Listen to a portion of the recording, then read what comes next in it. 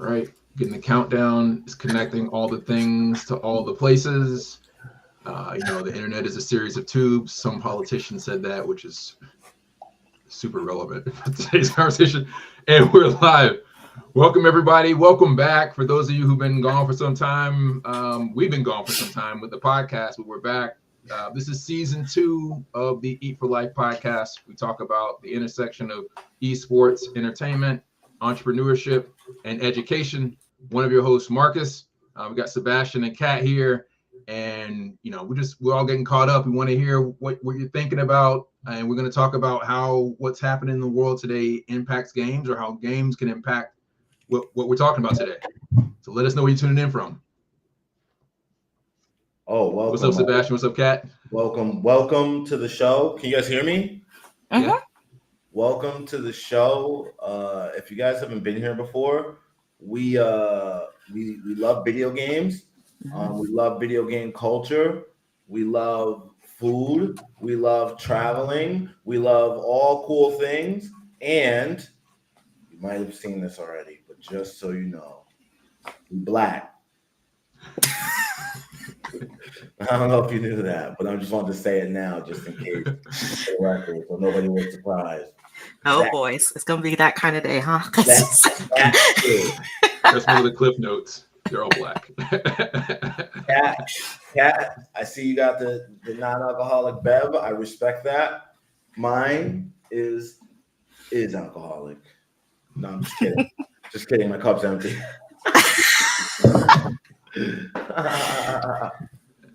That begs a question, like during the NPR Tiny Desk concerts, how they always have the mugs of tea.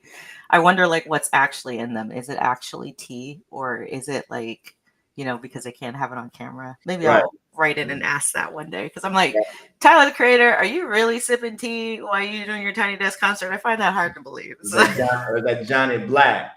Yeah. So I feel like people know me and Marcus. I feel like if you remember me and Marcus. Same two guys, but we have a new add to the show, and she is dope. And instead of doing what a bunch of people try to do usually and do a big long drawn out intro, I'm gonna let her introduce herself, then I'm gonna hype it up. Oh, okay. Well, you don't have to hype it up. I'm Kat. Nice to meet you. Out there, I love horror movies and dad jokes. The worse, the better. And I've been in gaming for about 10 years. Before that, I don't talk about because it was kind of boring. But yeah, I've been rolling with these two for a while. So it's really dope to sit here, just chop it up online with the two of you and everybody else who's tuning in. Now, as you heard, I don't have to hype it up. No, don't do that. It's okay. I don't have to. Okay. You're gonna learn. I had to learn. Marcus had to learn. You out there in the world, y'all are gonna learn. One of the most amazing people I've ever met. Next to Marcus, who's also really amazing. And together, we all work at this agency called Gold Standard Gaming. It's been really cool because it's been this great intersection of creative and data that allows us to help companies connect to customers. So using video games as the main medium. But really, it's just like a big job about storytelling and trying to connect, brands and companies and nonprofits and et cetera to people using video games instead of doing traditional things like billboards or the Super Bowl billboard people, Super Bowl people, we're not against you. I'm just saying, we know how to do some things in the gaming space. That said, we've been gone for a little while, and I feel like it's been partially because and it's a good thing, right? Like we've scaled GSG to a point where we were busy, kind of, I don't want to say too busy for you guys, you're amazing, but just busy in the sense that we had other things that we had to do. But we decided it was a burning thing. We couldn't wait anymore. And here we are now back with you. Marcus, what do you want to talk about? I want to talk about a bunch of stuff. But before we jump into that, let us know where you're tuning in from. We can see you in the chat. I want to give you shout outs. We appreciate your support. If you have questions, you have thoughts, again, we're just trying to have a cool conversation. No idea is a bad idea. No comment's a bad comment. We just want to understand where your thoughts are at. But one of the things we wanted to talk about was kind of the both, I guess, the election more specifically, but more broadly, more generally, like the relationship between video games and politicians, right? We have seen many a year where some politicians point at video games and say that's the cause of all the bad things happening in society. And even, last week we saw a new Fortnite world made to help promote the campaign. I just want to understand from you all, like, where do you think video games, if they should or shouldn't be in politics, and or like, how can politicians step to the table correctly to gamers and not just have like an activation? I feel like that's surface level. Thank you for doing it, but to me, it feels surface level. I mean, I feel like it's just like you said, activation. Like, this is my thing, right? And so I'm gonna jump a little bit here, a little bit there, but I'm gonna get to the main point. It's like, I feel personally that Kamala Harris, who I voted for, so I'm gonna take the veil up, right? Like, I voted for Kamala because I'm gonna rock with Black women to the end of time. So that's just me, right? And that's very personal. But take the personal out of it and just look at it objectively. The same thing you're talking about with activations in video games and doing things that are like at service level is how I felt watching her rallies. And to be fair to her, she only had from July, right? So she had to just quickly utilize as much star power as possible. But it's like, I really felt from like September when I saw Megan Thee Stallion up there, who just dropped a dope song. Megan Thee Stallion is dope as an artist, a lyricist. As a lyricist, a lot of rappers use gimmicks, either weapons or women use their bodies. Here's a girl who can actually fucking spit. Excuse my language, but she's dope. Like, it's cool, but that's not the angle she used Megan Thee Stallion at. She used her in the twerking is a cool meme thing for people to do on the internet. So have them do that at the rally, right? So in that sentence I just told you, here's a hip hop fan saying, you're qualified to me as a hip hop artist, but not for the twerking. But what did Kamala use? And the Democratic Party, not just Kamala, but the Democratic Party, the twerking, right? And it's the same thing with like you go down the list, Eminem and I want to say, was it who else was up there? A couple other people just was up there, and I was just kind of like Fat Joe, just people just up there, and it just didn't come off as genuine. And to bring it back to that main point, it comes off of that when you do that in video games, where it's like you have no clue what's going on. I think there was one time a couple years ago where Hillary Clinton was running, and she was like, "Pokemon Go to the polls." I was like, "What? Like, that can't be real. That can't be real. How could someone there think that that's going to be appropriate?" And so I would say it can work, but it needs thought and detail into the actual culture. And that's what we constantly talk about, right? Like, we constantly talk about like the devil's in the details when it comes to something feeling native or feeling forced and ugh. And sometimes forced and ugh when you're too big to fail. Like, another example was like 21 Savage, Nicki Minaj, and Call of Duty. I don't think they did well, but it's too big to stop the Call of Duty train. You know what I mean? So it's like there's ways to get away with it or whatever, just en masse. But if you want it to be effective and impactful and increase engagement, I would definitely think you would need to like be more, like you said, surface level needs to be like the last part. If it feels surface level, you should stay away from it because it ain't gonna work. It's working less and less as more people try to join streams with people. Mm-hmm. And now all of a sudden, I really want to sit down with Aiden Ross, or now I want to this, that, third. It's like, it just comes off right away to me as like, it's not authentic. You don't even care about video games. You definitely just want the eyeballs that are in the chat. Yeah, no, that's exactly what you said. It all comes back to authenticity. And that authenticity is not something that you can just drop in and out of, like, oh, I'm going to do this thing in Animal Crossing. Oh, I'm going to do this thing in Call of Duty or Fortnite.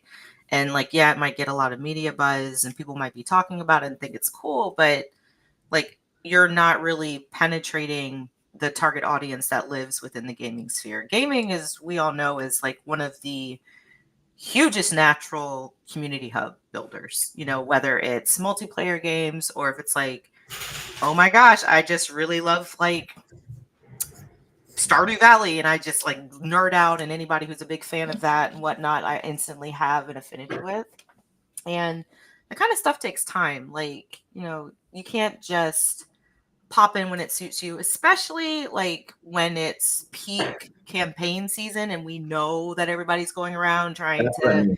be like, oh, elect me, elect me. Like, no, you should have been there all along. And there's tons of articles about like Congress members who love video games and play video games. And it's like, why don't you tap on some of them that are already embedded in the space, speak the language, have the rapport in the community, and then see what the best way to go about it is, and maybe tag team with them if they're in their same political party, or even if they're not, because gaming can bring so many people with different backgrounds and perspectives together over one thing that's loved. And it's a really big missed opportunity. I live in hope that some politician will get it right one day and really understand like how much gaming has to offer, and the lovely assortment, mostly lovely assortment of people that live in that space. Definitely some bad actors anywhere you go. It makes sense, but it can't just be like a drop in, drop out thing. Like, you need to be, playing Inscription like year round. It can't just be like, today I'm going to do this because vote for me. So. Right. Word. Richard Butler is joining us from LinkedIn. Shout out to Rich. Yo, Rich, what's up, man? How you been? We used to be on this podcast network, right? Yeah, the OG producer. Yeah, man. Shout out Rich, man. Shout out Rich. Used to be a big proponent of how we got off the ground. So he's got his own studio now, I think up in New York. What's the name of the studio, Rich? That was his goal. Damn, you reached that? Man, Yeah. proud of you, man. For real. Yeah, Kat, good point. Not to belabor that, but I didn't even think of something like that. That's what I mean. See, I was telling y'all, right? Now go back in the tape and see what I said. That is really smart. Like, go local, right? And from just like a general standpoint, that's probably really smart, because I feel like a lot of people ain't educated enough on politics past the presidential race. Hmm.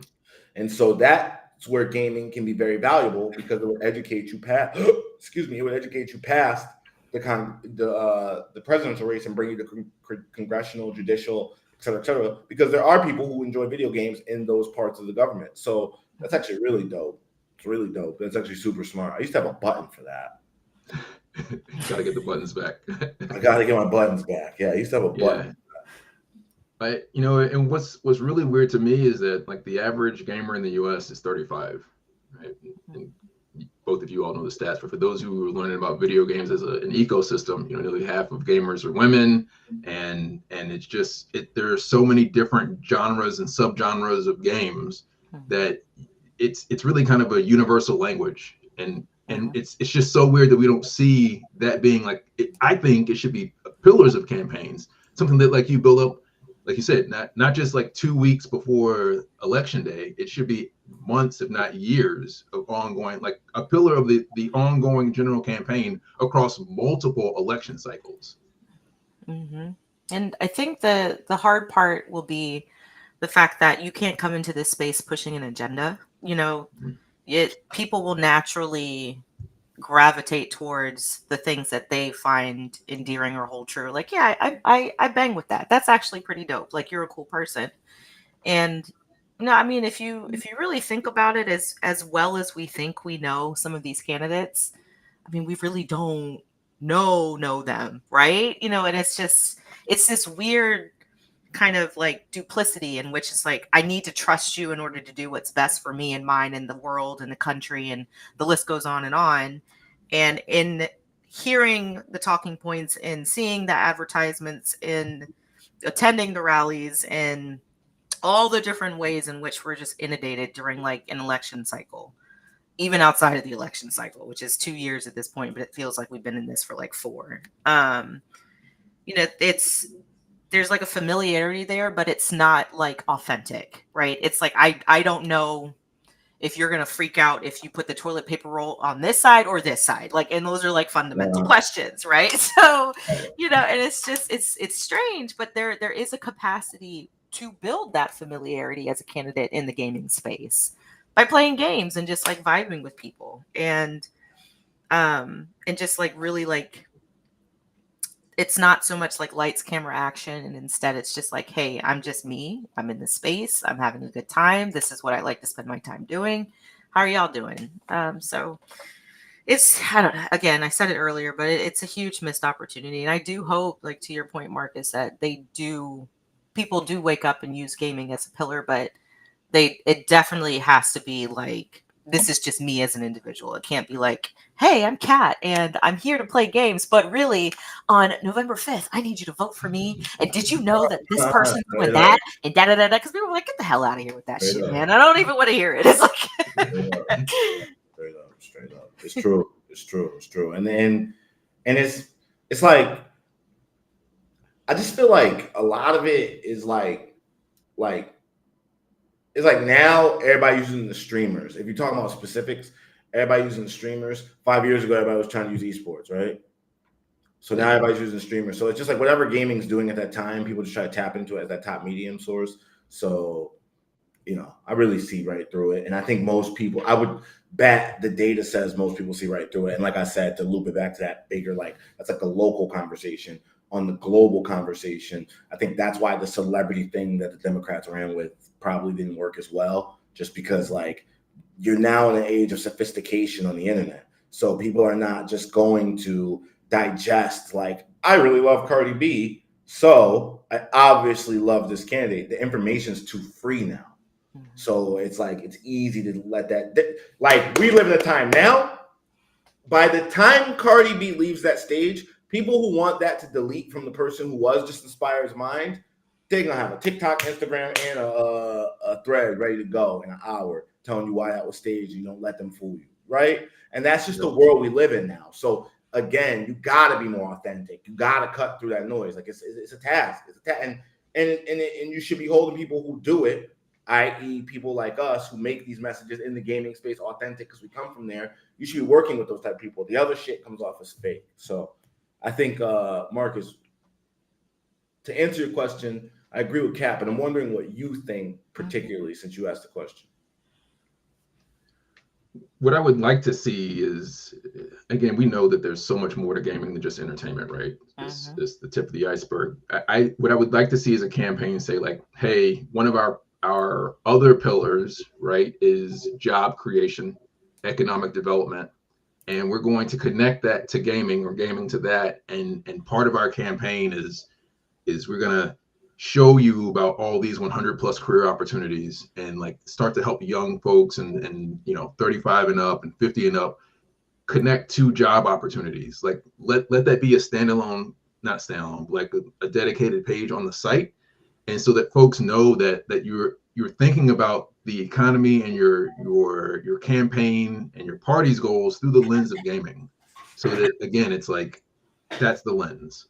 That's what I would like to see. And then it's just, it doesn't make any sense, like I said, for it to be like 2 weeks right before the election, and then now Fortnite Islands start popping up and people want to do one live stream of Crazy Taxi. Like it's not enough.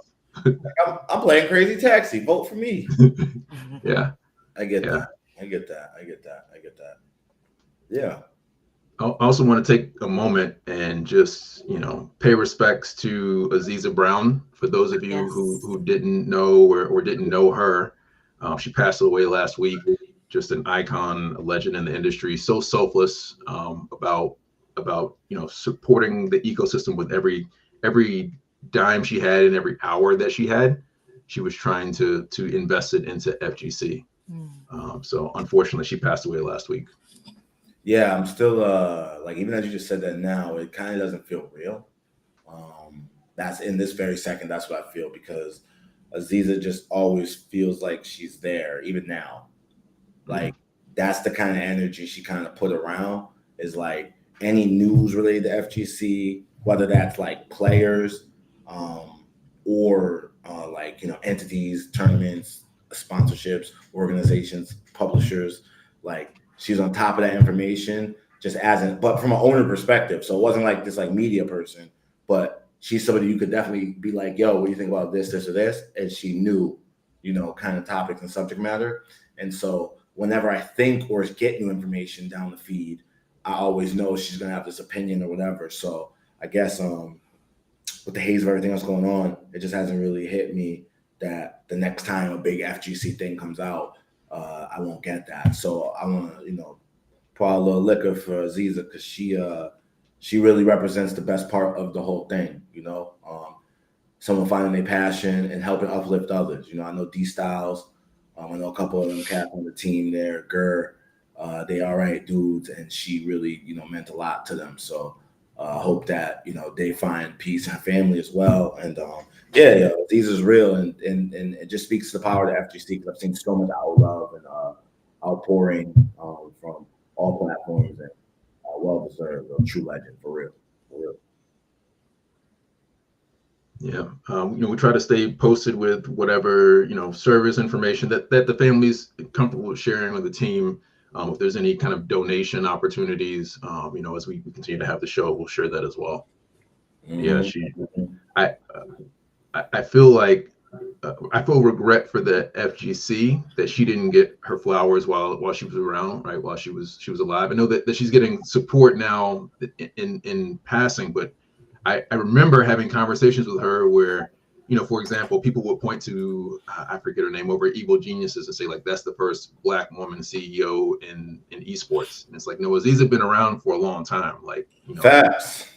Right? I just want to skip over her. Damn, I used to have a button for that. That was fire. Yeah. That's what I'm saying, bro. It was fire. It's the truth. It's the truth. And like just a true OG, and she's one of the people, even if you didn't know her, you just saw, so you could see enough to know that, like, you can't gain that kind of clout without being somebody doing something. Then you obviously, that's a disclaimer, anybody can get that. You need to do your own research, because it doesn't mean they're a good person. But I'm here to tell you that was a solid person, really trying to build a community and build those around her. So yeah, man, terrible loss. And I'm hopeful that Dynamic Focus, her team, really recovers and gets to be what she wanted to be. They should definitely do her honor, and I definitely got their back, like Cairo Pratt. So did y'all see this past week there was a new update for Fortnite? Snoop Dogg. I saw you share that. Yeah. You live in LA, Sebastian. What are your thoughts on that? You live in the West Coast. I don't like that shit. I don't like it. I mean, I'm not a fan. I don't think that it's cool. I don't think that promoting gang culture is cool. I think if the gangs promote it, then that's their business. But if you're not a part of that and you wouldn't affiliate with nothing, no part of anything that means, then you shouldn't be trying to put it in there and profit off of it. I don't believe in that. I don't believe in that. I think that's the worst type of culture, vulture, terrorism that you could just ever do. And I think that the people who are doing that are just ridiculous. Personally, that's my personal thought. That's it. LA is like, to me, it doesn't, again, it's not going to affect the LA culture, gang and non-gang, because LA is not like this gang land. They exist, but like, okay, guys. But it's like, it's not going to affect either side of LA. It's just a group of people wanting to make money off of, again, what they see out there. And to me, it just spreads a message that, is that what you want to spread? That's my thought process. Is that what you want to spread? Is that what you want to spread? So, I guess it's out there. So what you gonna do? But it's like, I'm not like so I didn't cheer when I read that. How about you, Kat?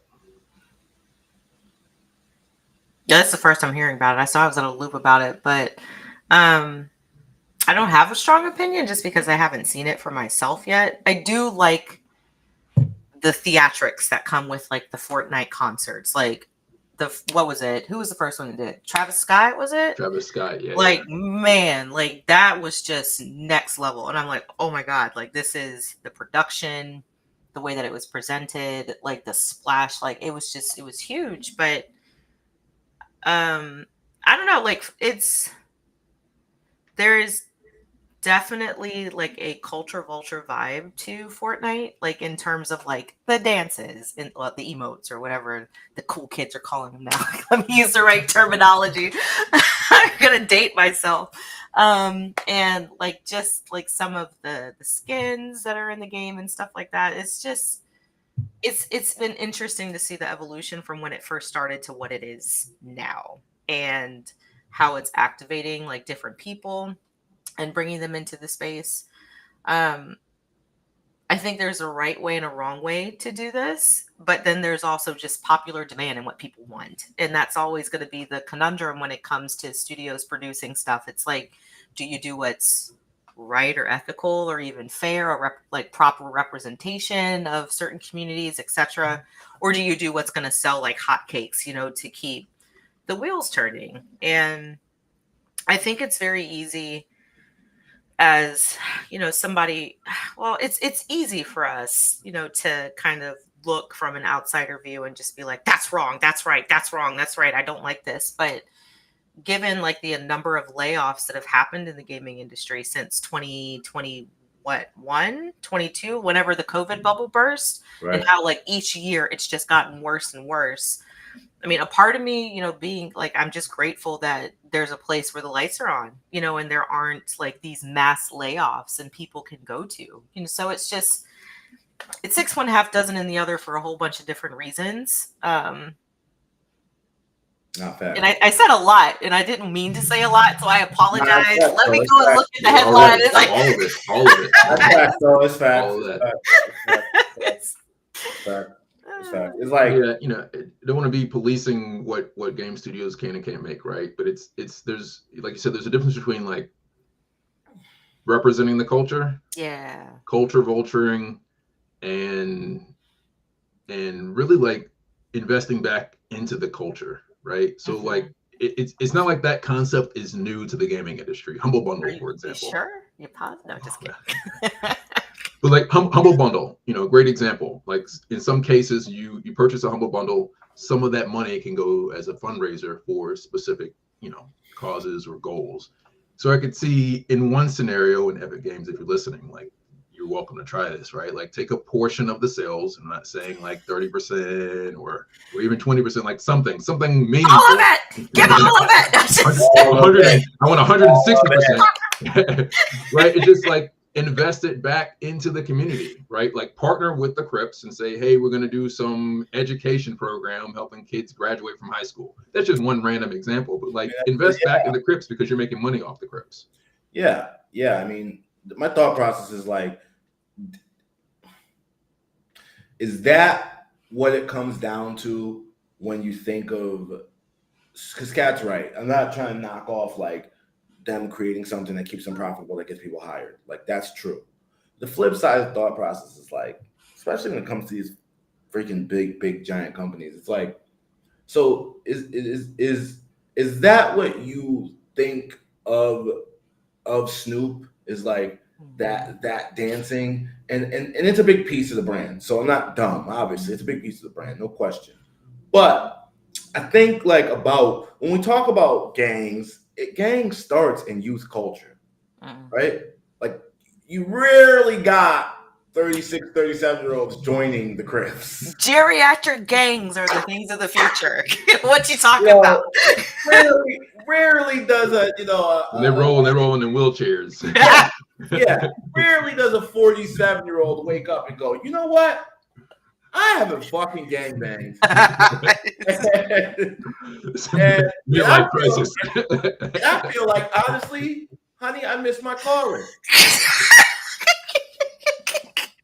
How fucking dumb does that sound, right? Like, that's what I'm saying. Like that don't happen. So you're in this space with these kids who are impressionable. So I'm just speaking from now. If I was perhaps not a black man, seeing gang stuff, been around that, then it probably wouldn't be so ironic to me. But it's not missed on me that you chose that angle to play it, in a game with guns. And so do I think that, and again, to go back to your main point, not your main point, but the original point you're talking about with gaming and politicians, and you hear politicians bring up this thing all the time through games. affect people. Yeah. The games, no, I don't think you're gonna play Fortnite and want to go shoot or violate or do nothing like that. Now the online community, that's a different, and that don't just stick to gaming. That's on Twitter. That's everywhere you go. The online community, which does go into online chats and gaming, those kind of things, right, translate into it's like, oh, well, we only wear all this color or that color or this color. I'm gonna tell you something I think about every day. I really want y'all to know, and this is exclusive. These are my peoples, and I'm sharing with y'all at the same time I'm sharing with my team. I really think that like GTA 6 is gonna cause young people to like click up in ways that like you just haven't seen yet. I'm telling you. Mark my word. Remember this. Pause this. Screenshot this. Whoever. That's what I'm saying. It's certain environments are so palpable that back in the day we used to call them clans. We used to have a clan. Like I used to be in Dead or Alive clan, right? We had clans. We had these things, and in that clan it was like those are the people I couldn't wait to meet up offline, and those are the people that like you didn't really send money back then yet, like Cash App and stuff. But if I could help them out, I would, et cetera, et cetera. So you're building these real relationships, And so that's why when I say like the crip walking and all that, it's not really like I'm like, oh, they're trying to get kids to join gangs, but it's like like look at this conversation. If you're watching this, we just came to this deduction clowning around in 3 minutes. So if you're paying somebody $150,000 a year, they should come to you on Monday morning and be like, yeah. We Googled some trends, and it would seem like that dance is tied to some stuff that's probably not super savory. Let's just be careful. And it's not like this is their first time doing stuff like that. So that's why when I saw the post, I was like, yeah, whatever. Like disappointed, not surprised. And I mean, the thing is I struggle with this a lot. Like just as a Black American in this country, is just kind of being pigeonholed into the one thing, right? So I could write a book on metaphysics that also has like historical fiction elements, and let's just throw some surrealism for the fun of it, right? And then somebody else can write a book about like I lives in the ghetto, I breathes in the ghetto, I dies in the ghetto, and we will both be in the Black section of the bookstore, right? And it's just the way that.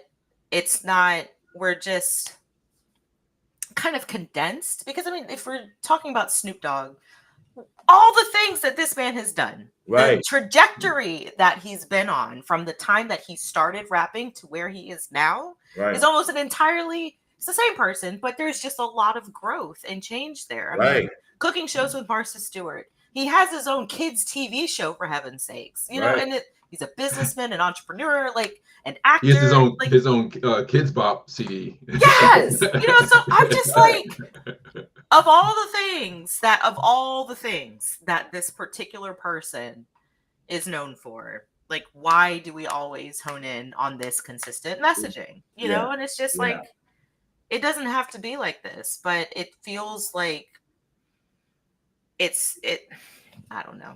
No, well said. It's the truth. And to be fair, right? Because it's not like I'm like saying like I agree with you. So I agree with you 100%. I just rebut the idea because I don't want people thinking that we pinning the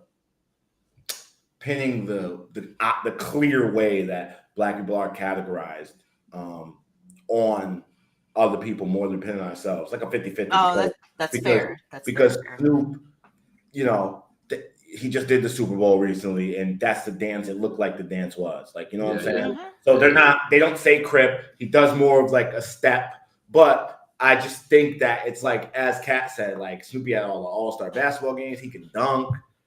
He can do, there's just plenty of things you could have did that would have made it feel more like allyship towards something that we're trying to shed that our parents fought through. Like that shit, gangs came up out of a bunch of shit that we had to fight through for them to now make it entertainment as if that shit was funny. It's not funny. To me, it's not funny. That's not funny. So I don't have the button, but I'm hitting the button. Right. So it's not, it's not funny to me. It's corny. And but there's a lot of, here we go, first raw time. There's a lot of corny people in the gaming industry. Be honest with you. I'm gonna be real honest with you. Like, I'm gonna be real honest with you. You're watching this show right now and you're new to the gaming industry. It is different in the fact that the career path is newer, but it is similar in the fact that it is filled with corny ass people. And so things like this are gonna happen, but it's it just is what it is. So way to open a can of worms with that one, Marcus. Fantastic. Well, on a more positive note, we're going up towards the end of the year. The Game Awards are going to be in LA again. What's your prediction for Game of the Year? Oh, maybe that's another can of worms. Oh, I mean, yeah, I think. Or let me ask a different question. It might be easier to answer. Do you think that Helldivers and Power World will no longer be on that list? Well, I know, Power World. Power World will go win that regardless. You know what I think is a good contender for Game of the Year is Animal Well. I think Video Game Donkey bankrolled that. That was his publishing house that came out of that game. People always said, like, go into that blind and just, like, experience. I'm like, let me back up. So when Video Game Donkey first announced the title, I was like, oh, wow, this is great. And then I looked at the trailer. I'm like, what the hell am I looking at? Like, what even is this? Like, the graphical style is not something that I would bang with. I don't even really know what it's about. The description doesn't appeal with me at all. I'm just like, this is going to be like a colossal flop. I don't even know why. It's just going to be his game that makes it like sell anything. But the press response that came out initially around it, and then just the buzz that it's generated in terms of like the levels of discovery and player agency that are built into this title. And the last time that I heard such strong sentiments across the board from gamers that I trust, that you just need to go into this game blind. Don't look at anything. Don't read about it. Just go in, play it the way that you feel like you need to in your soul, and just put your expectations to the side. The last time that I heard that about a game was with Toby Fox's Undertale, and I came out of that shit and I got a Flowey tattoo because I'm like, oh my god, this game. So I've heard the same thing about Animal Well, and I dipped in, and it's a bit of a slog at first, but then once you understand how the game works and just how much you can do in it, it like just opens up this entire new world, and I think it's absolutely worth the buzz. So I think that that's a very strong contender for Game of the Year. I can cue up the trailer because I've not played it. I don't know if you played it, Sebastian. It's a 30-second trailer. You want to run that real quick? Sure. Let's see it. All right. I got to figure out. We're in restreaming and moving shit around all the time, but I think. Okay, here we go. Next time I'm going to cue this up in advance. There's so many buttons to click. All right, can you see it? I think you can see it. All right, here we go.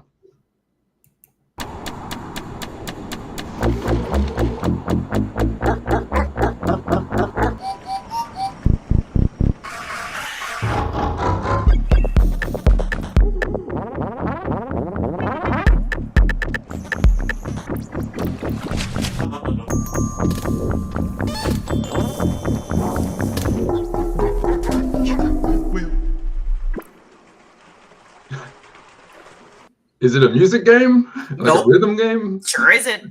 No, that's cool though. That's a good soundtrack then, because that kept me It kept me like thinking I could play that. Like very inviting soundtrack. Yeah. But yeah, I mean, looking at that, like, what is it? Like, what do you actually do? Is it a platformer? Is it like, like a retro nod to like Hollow Knight? Like, what are we looking at here? It's just, it's a delight though. I really enjoyed that one, and I'm glad that I didn't like listen to Cantankerous Cat that's like, no, don't spend your money. You don't even like the way it looks. It's like, because there's nothing I love more than a beautiful game. Nah, definitely. Now you got me interested. I like, and it seems like I need to get more like games like that in my life. Like I'm the exact gamer that like right before the pod, I was just getting beat up in Mortal Kombat. I'm just that guy. Like I just get stressed and mad. And that just crept up on me. I just need to get more like games. Like, Marcus put me onto Dave the Diver. Now, is that this year or last year? That was last year. Yeah, and there was a lot of controversy about that because it has a indie kind of vibe to it, but it's actually made by Nexon, which is one of the largest gaming companies in the world. Yeah, it's still a dope game though. Not dope. Like, yeah, and looking at Animal Wild gave me those vibes, and like that's what I'm saying. Like I want to I need to de-stress and play games like that more because just coming up playing competitive for so long, I have to break my relationship with multiplayer.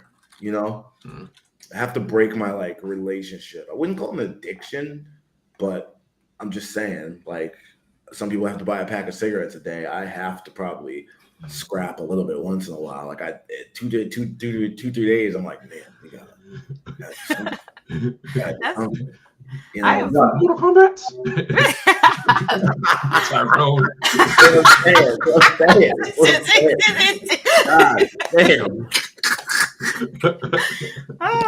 That's crazy because I mean, like, how like different aspects. Because Marcus, I don't know about you, I hate multiplayer. Like, if it's multiplayer component or anything, like I think what was it? Kingdom's New Lands is one of my favorite games. Like, I had a shitty day. I need a glass of wine. I'm booting up Kingdom's New Lands and doing a couple runs. And when they came out with like the multiplayer component, I was just like, ew, no, absolutely not. Like I didn't even consider it, so it's just, it's Marcus, like yeah, Marcus, are you like multiplayer or solo gaming or both? Or? I'll do multiplayer if it's couch co-op, but not online, especially with the kids. Like I don't remember what the game was, but we were playing some game that had a demo and it made me sign in the PlayStation Network. So that's weird. Just a demo. And so then I went to go make some popcorn and then I heard like voices like that. The voices are too old to be my kids. And I walked back in there and then like it was like loading other people into the game. Like, oh, nope, turn this off. We're going to go play. What did we end up playing? Battle Chef Brigade, where it's the fighting game, but also the cooking game. It's so good. Yeah. But yeah, I play couch co-op. I don't, like your point, I don't really have any interest in playing online. It feels like it worsens the experience. Yeah. Even in that moment, they were getting irritated at my kids for not moving fast enough through whatever this was. It was like a tower defense thing. Like they're 7. People on the other end don't know it, but it's like, why do we even bother dealing with that? Mm-hmm. Makes sense. Sebastian, did you always like love the multiplayer aspect, or did that come from like your pro gaming time? Like, what is it about it? Because I'm fascinated by this. Because I'm just like, I just don't get multiplayer. Like, I don't like. Make me understand. I think soon as online came, it was just the rush of being competitive because I wasn't very like athletic, so I wasn't getting on like sports teams and stuff. So this was my first chance to like, I loved like watching basketball players, and getting into the zone or like, like heating up the heat of battle and competition. So, but then I would try to go practice it on the basketball court and fall face first, and everybody just laugh at me. So that kind of stuff. Once like Xbox came out, and I was like, wait, I can play this online, and like I guess like the first time I ever just like.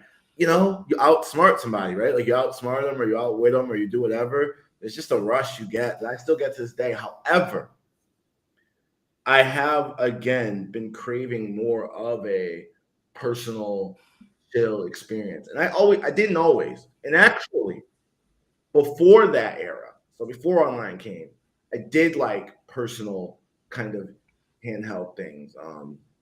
Let's say I got that Game Boy Advance in the back. I used to love my Game Boy Advance. Yeah. I have a PSP over here. And I used to love PSP. I used to love playing solo, like mobile games, like things like that. And then, of course, I love, that's the one. That's the one I have on the wall. That's the one I have on the wall, yeah. I have to put it up because the kids keep thinking they can play on it. Like, nope, it still works when I have the charger, but only if you all have supervised playtime. Because when you get angry, you throw controllers. This is both the controller and the actual gaming console. Yeah, can't break that. That's a Vita, though, huh? The Vita, yeah. You didn't even put games that you downloaded them, right? Yeah. Yeah, It's upgraded. Man, that thing, that's a That was a system. that was a slick piece of hardware. That I was. loved it. Mm-hmm. It's What so I weird. have- They were early into the handheld, like Yes. everything's mobile. Like if they had just stuck with it, they would own the entire space. And it was the best thing. You was on the go. Yeah. Go. I was playing PlayStation on the go. I was like, this is the best thing that has ever. We work on a lot of creative media, etc. One of my favorite ads ever. Matter of fact, can you roll this ad, Marcus? The original PSP ad. Let's see. And the song is by Franz Ferdinand. I love that band. Franz Ferdinand. I remember that one. Yeah. And I remember how crazy this commercial drove me. When I rediscovered my love for advertising and promotion, this is a commercial that is like in the baseline of my head because I remember you can drive someone crazy. This commercial drove me insane. And I mean insane, like I thought about it 24/7. Like I thought about, like literally, I remember being in school, at home, and I just learned the song. And to this day, the song is in my playlist because I love the song now. Is it The Day in the Life? Should be The Day in the Life, maybe. That's okay. All right, let me run that.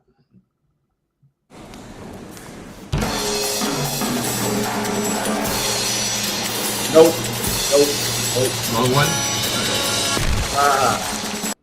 I just dropped a link in the chat. Okay. Even it's like they're looking. It's from the you see from the perspective of the PSP, right? Yes. You Can you see my screen? Yeah, but it didn't change though.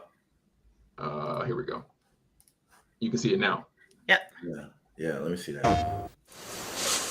Oh my god. Oh my god. I wanted to be this kid so bad. Like so bad. I was like, oh my god. Can't drive, can't go to work, can't run along, get graded. It didn't matter. It also rhymes.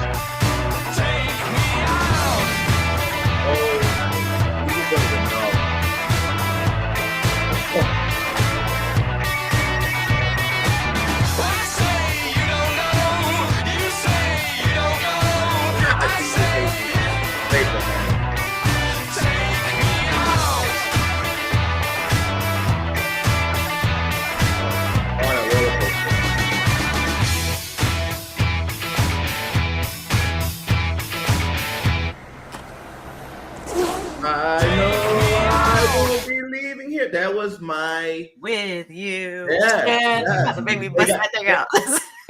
So two things here. As advertisers, I don't want to market my company to you guys, but I want you to know that we love creative like this because we create things like this. Ask about us. Two, that should show you the power of really great creative because that is about 60 seconds that probably made, I don't know how many PSPs sold. They got money off mine. So, I mean, at $400, $500 a pop, I think they were about like 200. Was the PSP like $200? Yeah, something like that. 200, 250, I think. Simpler times. I pay $200 for that now. Simpler times. Yeah. That'd be a haircut now, wouldn't it? Simpler times. And, you think about that 60 seconds and how impactful it was. I guess for me, and this is what I always respect about Marcus when I met him, was I don't have the natural gift of identifying great games, right? I think I had it when I was younger because I just wanted to go to GameStop. So I would just look through all the covers, read Game Informer magazine, and then I would just be up on Sly Cooper. I would just be up on Crash. I would just be up on Siphon Filter. I would just be up on Metal Gear. Favorite game of all time, by the way. Sly Cooper, yes. Yo, I would just be up. I would just be up on those. I would just be up. You know what I'm saying? So as I stopped getting up on those, I got more competitive in the fighting games, and then in like Madden and stuff. So I never those are very community driven. So you start looking in forums, you start doing this. I stopped really digging in, and the change of the guard with how that works now. You don't really go into a GameStop and go through and browse through no more like you used to. You don't really get the Game Informer to your crib. In fact, RIP Game Informer. Game Informer just went out like 2 months ago, right? Forever. So you don't really get it like you used to. So it's hard for me to that's why I, again, respect Marcus, because he's one of the most brilliant, experienced talent spotters I've seen since Project MQ on just knowing when a dope experience is there. So Animal Well may very well be my first game to just like, I'm gonna take the sacrifice, get either a Switch or it's on Steam too, so maybe I'll play it on Steam. But I do want to like kind of Get a Steam Deck. a Steam Deck. Yeah. I don't know. It'll change your life, I promise. I like the idea of having it on the go. I just don't know if I like having something so big on the go. It don't feel big to you? You can tuck it to your TV. That's pretty They good. learned from Nintendo. Yep. Yeah, learning. Yeah, but that answers your question. Answer your question. That joint. I guess I'm getting a Steam Deck. I guess that's what that means. Welcome to the club. That's what that means, yo. I guess that's what that means. Yeah. I mean, I just want to say on the game of the year topic, Helldivers 2 had a big burst out the gate, but it didn't seem like that lasted. So I don't know what they're going to judge it on. Like, shooting games. It's hard for a shooting game probably to get like a award over Call of Duty. I feel like Call of Duty. I feel like they don't give it to Call of Duty, but they won't give it to no other game. Like it don't go to Call of Duty. It just don't go to like. They should just call it the Call of Duty award. Yeah, they don't necessarily give Game of the Year to Call of Duty ever. Yeah. With Call of Duty out there and the budget they have behind that campaign and behind the experience, it's hard for another shooter to come on the scene, which provides the same service basically, and make a huge difference. I mean, when's the last shooting game we've seen win Game of the Year? Fortnite? Titanfall, maybe? Titanfall feels right. Damn, how long ago was that? And speaking of that, Titanfall, pour out a little liquor. Oh, seriously, like that. Their advertising campaign was boss. Like, man, I was never into shooting games, but Titanfall, I'm like, I need the way they made the scene, right? Yes. Yeah, the way they made the scene. Yeah, I know exactly what you're talking about too. Yeah, It was like hit like a Mirror's Edge type. It did. You had to run back to get to the mech, and then like that was the coolest thing I had seen. That was really innovative. How like at the end of Titanfall rounds, you had to like run and like get out of there. That's what they was promoting. And a lot of the stuff was like, okay, you're losing now. You got to evacuate. Like you got to evacuate. That to me. I was like, damn, that makes it like different. I like innovation. I'm a big guy on innovation. Like I think that we all can do something. We've seen it before, but who's gonna bring something you ain't never seen to the table? So, but EA doesn't do a good job focusing on games like that. They kind of poke your brain for something really cool, and then they don't really like follow through with it. Like they have a history of that. Like I feel like one of their biggest. Well, go ahead, Kat. It seems like you probably got the answer. Answer to what?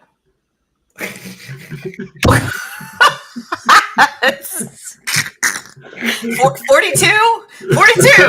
Oh, that's crazy. That's actually crazy. Thanks for joining the show, everybody. Yeah, and we are out of here. No, I think EA, what's really interesting, I would love to talk to somebody from EA because I feel like one of the biggest botches of all time history is EA Sports Big. And I'm gonna do my first. I told you this time, Marcus. I told you I was gonna hold back no names because I don't really care.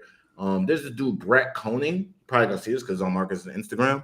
Don't remember you that much, but I remember I tried to talk to you at that EA bar. What was it? What'd you send me to? The Esports bar, Miami? Esports bar, Miami. Yeah. 2018, something like that. Yeah. And then you acted mad busy and you ignored all my LinkedIn messages. So shout out to you. I remember asking you because you were the closest thing at the time. I think you were working FIFA, whatever you was doing. I asked you what happened to EA Sports Big and how could you get back into that? Because it is more evident now than ever that those games are iconic.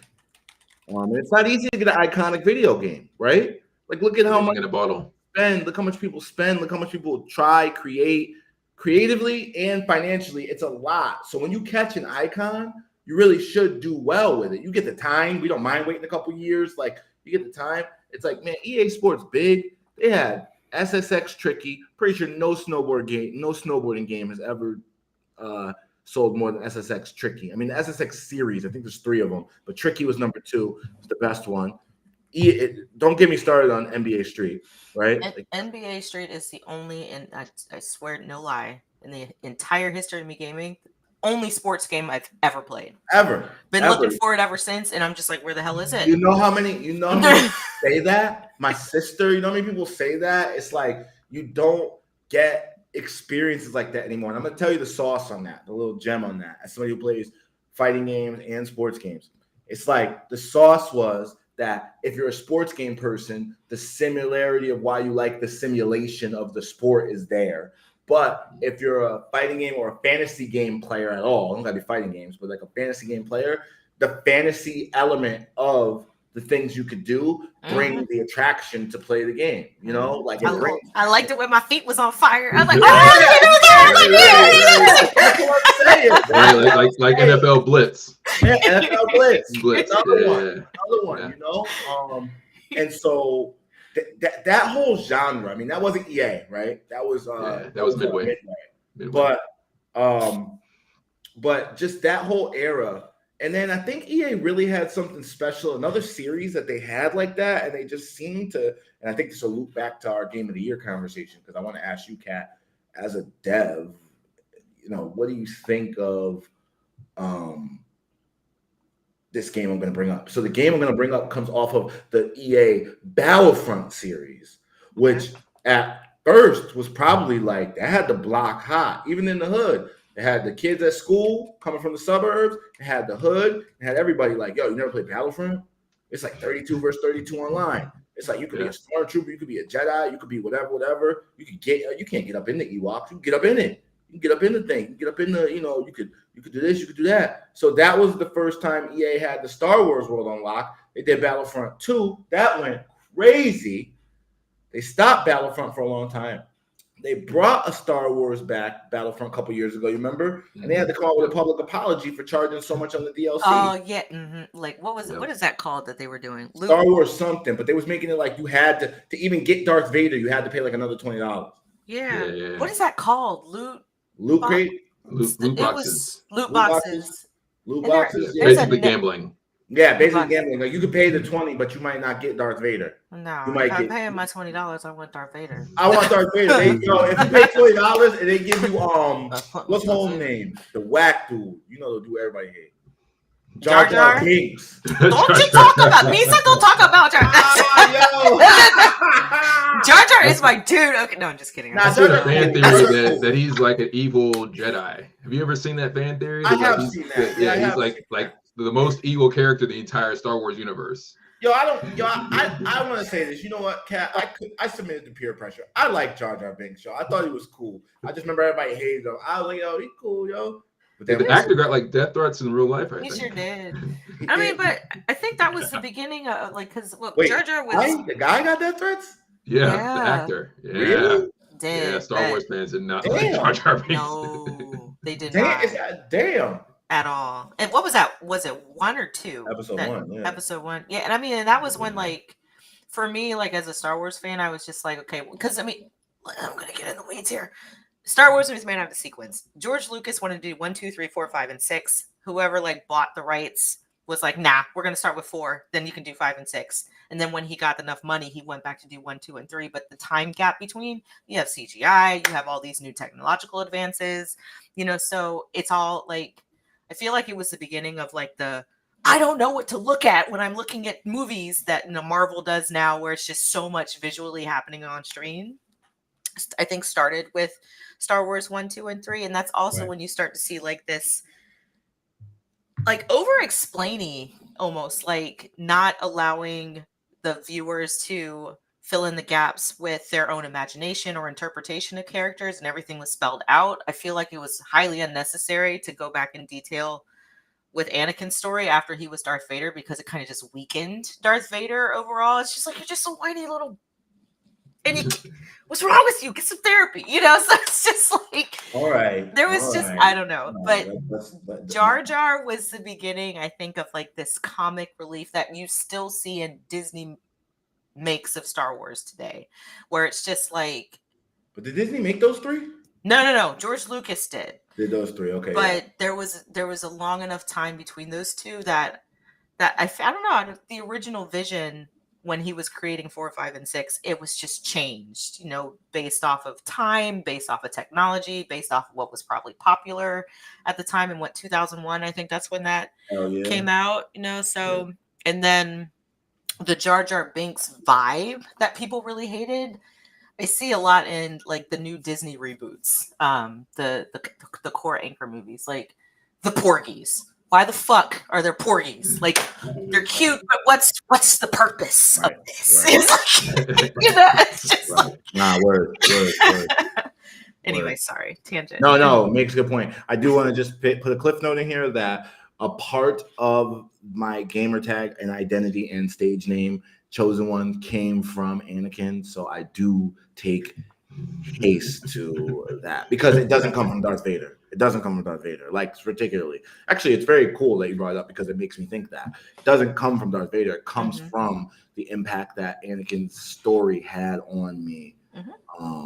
Because like by 1, 2, and 3, I just thought it was so cool. I mean, I never thought I was going to turn evil, but I thought that the journey of Anakin just being like chosen from the jump and like having to have all this responsibility and stuff. It was part of it, not all the way, but it fascinated me a real lot. So when does your villain arc start, Sebastian? That's what I'm saying. It's not that part. That part we take it out. No, I hate this voice on it's just like make sure I'm like far in a galaxy far away when you start doing that. When you start having some breathing troubles, you think he's got like pneumonia or something, then everybody world watch out. EA ruined Battlefront. No. Yeah, I think that's a great point, and I feel like I wanted to know what you thought about the new Star Wars game because because Starfield, that's like based on Star Wars, right? Not Starfield. That was last year's game. What's the new game that they just came out with this year that was like dead on arrival? Because now you can't drop a game if the crowd don't like it. Oh, Concord? What's it called? Concord? No, that was like the new Overwatch. Somebody in the chat. What's it? Outlaws? Outlaws, right? Outlaws, yeah. Star Wars, Ubisoft, right? Ubisoft had like. Oh, was that Ubisoft who did that? I think so. They're Massive Entertainment and published by Ubisoft. Yeah, and it should be a dope game. It came out, didn't it? Yeah. No, that's what I'm saying. It should be. Like when I saw you talk about trailers, that the was concepting is amazing. Like they left the planet. You know how long in my life I've been waiting to see a game where you're like on the planet and then you leave the planet. Like really. I come from the era of like you leave the room and it takes the next room a minute to load up. And then it gives you like tips on the loading screen, like if you find yourself in the corner of a cantina, try talking to the bar people. I mean, back when I did play one-player games, I used to have to be like real brave in the gap of when you open the door in Resident Evil because you gotta wait. You're like,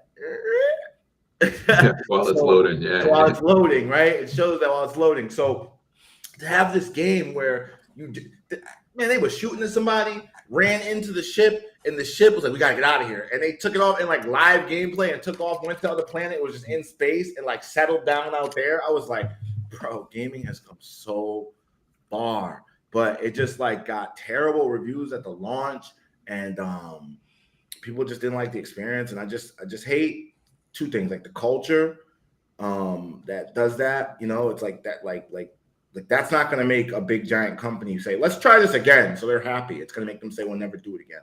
So then you end up with those like NBA streets and games that need to come back but don't get another chance. And then when you say that, go ahead. And this the last piece is just like, I was wrong. I just want to say I was wrong. I thought that was EA. That was EA. So EA, you got another chance. Maybe the Star Wars ball has been dropped. Maybe you want to grab one and get it back because Battlefront was hot. Guys, if you guys remember Battlefront, it was hot. And even when people were kind of complaining about the loot boxes, they were still saying the game was dope. It was just like exactly. necessarily expensive. Exactly. So mean, that's my thought process on it. But I know that won't be game of the year. Yeah. Well, I was remembering, we were up at the Game Awards last year, and they had that trailer for the new game from, was it Hello Games, who made No Man's Sky? Mhm. And like people were laughing as they were making that presentation. They're talking about like basically No Man's Sky was dead on arrival, and it took them like 10 took years them of a patching the while. game to make the Yes. actual game they had advertised. Right.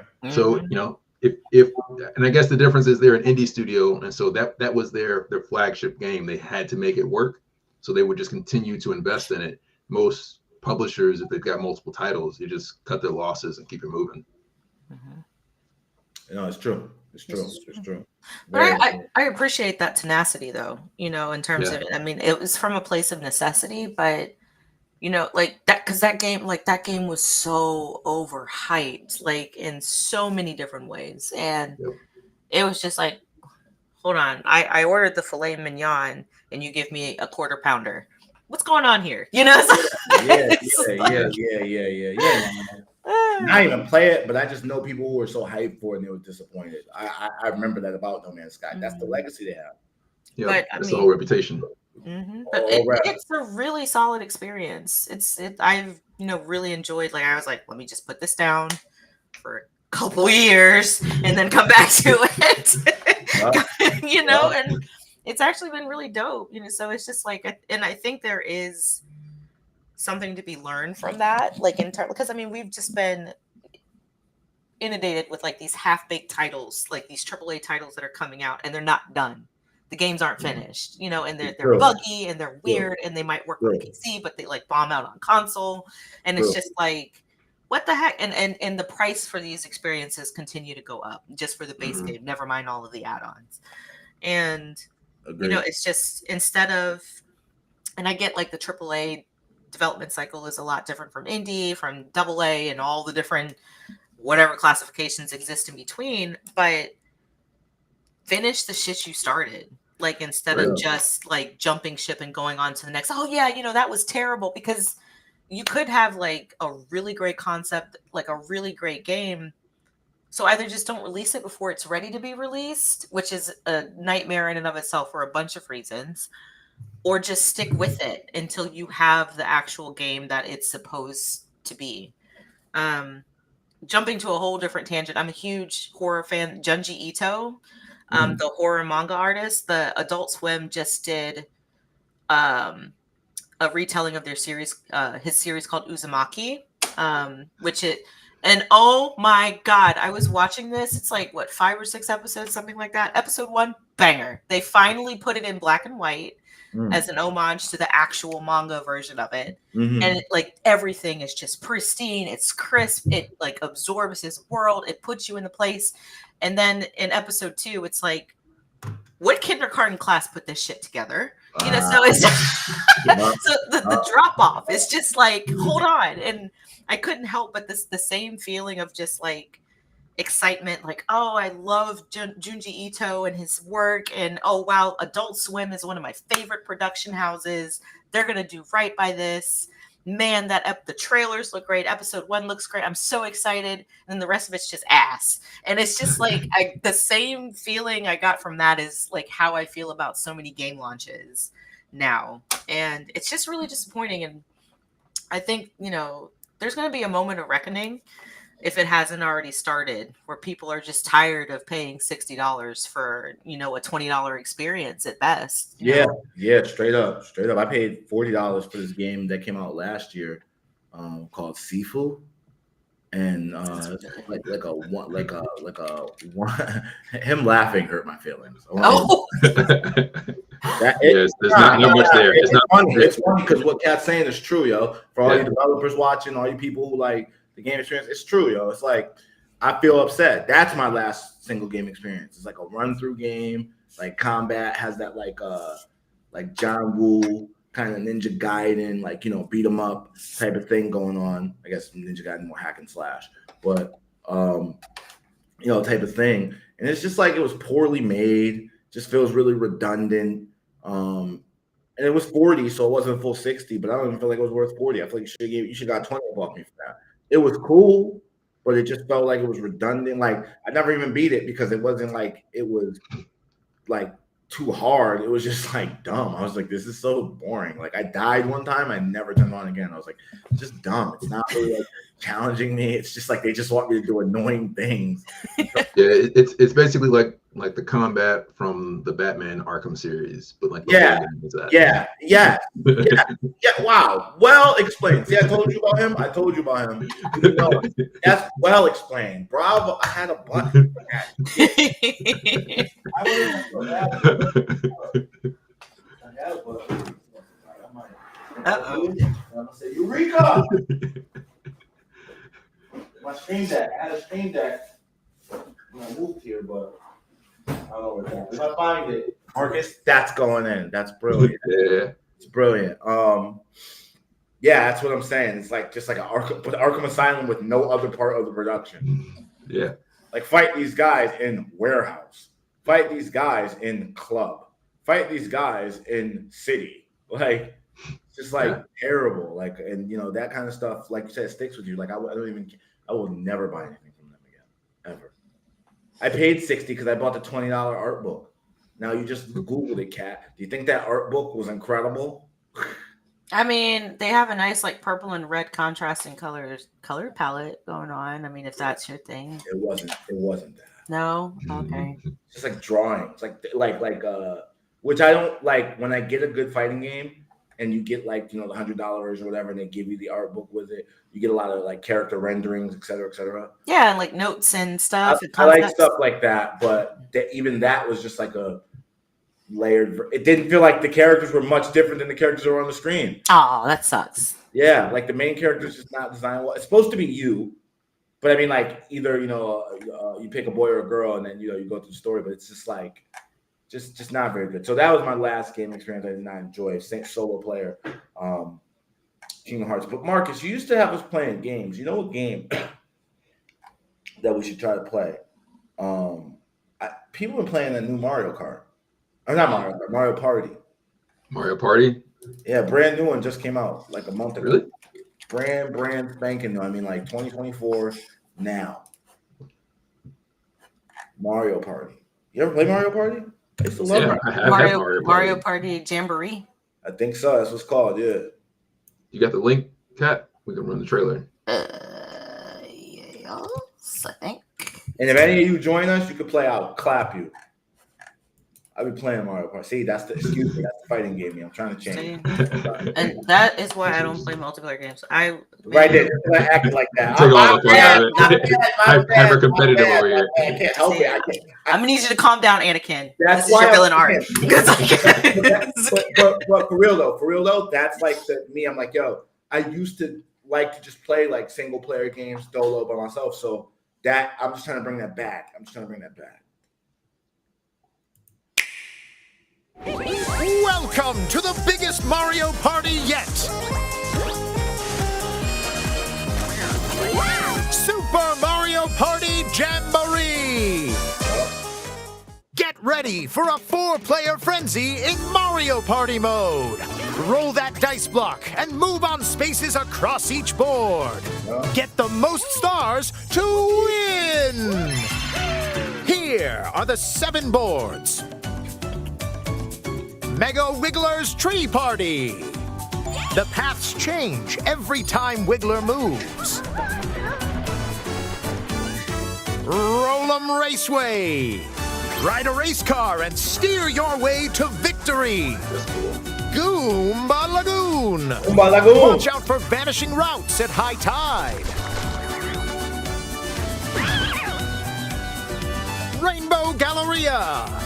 Get items and even stars at half price during in-game flash sales. King Bowser's Keep. Chaos ensues when it's Imposter Bowser's turn. And it's cool. In addition, Mark, I'll explain from here. Yeah. Yeah. I didn't know it was 6 minutes. My bad.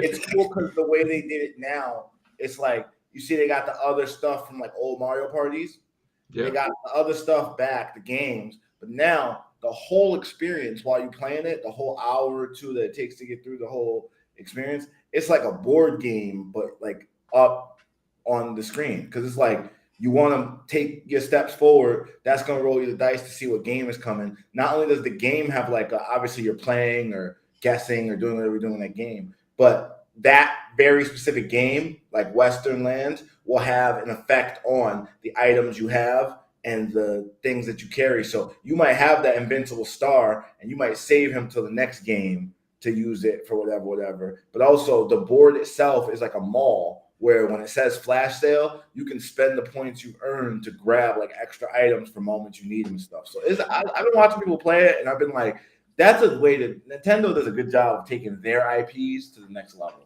Because that's like, now Mario Party is a full experience because you have to think the entire time. You know what I mean? Like I said, back when I was playing, I used to love Mario Party. And I'm famously known to not be, my LinkedIn profile does not say I came from Nintendo. You're right. It doesn't. I'm Yeah. not a big Nintendo proponent. There is not a Nintendo device in this house. Like, not a big Nintendo proponent, but I've always loved Mario Party. I guess it is competitive, but it was fun. It's just fun, like a lot of fun, and you could get a lot of people together. I was like, you could on 4-player consoles as a kid. I always thought it was so cool if you had all 4 running. I was just like, that was cool. Yeah. So, but anyway, that's something we should play. I know you used to have that, Marcus. It's something we should play. I like Mario Party a lot. Cool. Yeah, I just had to figure out how to set up my second screen over here so we can have the podcast running. We would do like an episode, maybe 10 minutes. We run through a part of a map. Yeah, that would be cool. Well, listen, I appreciate you guys for getting me to finally break the ice and get back with our people. I'm down to do this next week if you're down. That's dope. I like it. Me too. Anything else, Mark? That was a clean snap. That was the Nintendo snap. Nintendo Switch snap. It was. I didn't know you were internet. I didn't know you were famous. Okay. I don't got no buttons. That's your damn, Sebastian. That It sounded like the Nintendo Switch. It did. Snap noise. I don't got no buttons. Like they pay you to record the noise. No, I'll never snap again. I can't do that shit twice. I can't do that. I can't be expected to do that. Yeah. So, look, guys, I'm grateful to have these guys here. Let me tell you something.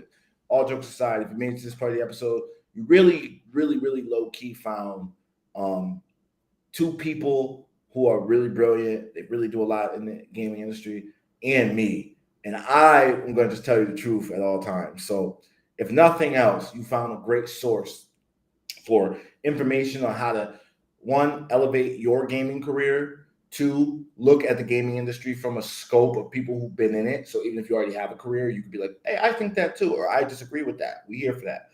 And 3, if you want to work with us, you can acquire within. I mean, these are, I'm telling you, like literally some of the smartest people I've ever met in my time on Earth. So we appreciate you stopping by. And yeah, that's it for me. All right. Well, thanks everybody for joining us. We'll see you again, I guess, this time next week. So we had talked about this before pre-show. I think we're going to do 1 live a month and then make the rest of them, we're going to share them like after, not live, so we can have a little bit more production behind it, or y'all want to do live next week? How y'all want to do that? You let us know in the chat. Yeah. Like, well, we'll get back to you. We're gonna think on it. Y'all think on it. Y'all let us know. That's it. Don't complicate it. But either way, we'll definitely have more content because we record it. We'll do it live, whatever you want to do. But I'm glad to be back. The goal is to help y'all eat for life. Right. Terrible camera placement has not allowed me to let you guys know that it's still eat for life. We have that. But terrible camera placement does not allow me to let you know that. But we still eat for life. We still want you guys to gain, grow. Because if you give a man a fish for a day, he eats for that day. But if you give a man a fish, that's not it. If you teach a man, I got it. Wait, quick to the snap. He can eat for life. I appreciate y'all. Thank you very much, Marcus, Kat, everybody out there. Good to see you.